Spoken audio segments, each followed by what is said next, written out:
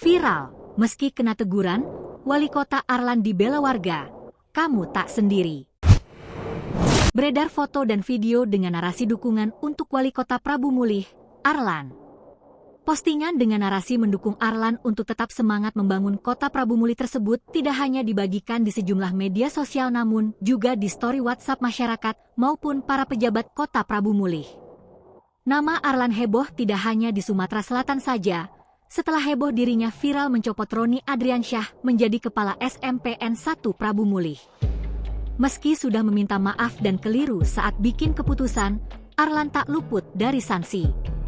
Ia sudah menerima teguran dari parpol pengusungnya, Partai Gerindra. Tak hanya itu, ia juga sudah menerima teguran tertulis dari Kementerian Dalam Negeri. Dalam foto beredar, dilengkapi narasi kebaikan Arlan kepada masyarakat yang sering membantu, membangun masjid, bersedekah, membuka lapangan pekerjaan. Dan hal itu dilakukan jauh sebelum menjadi Wali Kota Prabu Mulih. Selain postingan foto tersebut, juga beredar postingan video dukungan terhadap Arlan dari masyarakat agar orang nomor 1 di Kota Prabu Mulih itu tetap semangat membangun Kota Prabu Mulih. Wali Kota Prabu Mulih Arlan, kamu tidak sendirian, kami tetap bersamamu. Tetaplah semangat membangun Kota Prabu Mulih, ungkap warga dalam postingan beredar.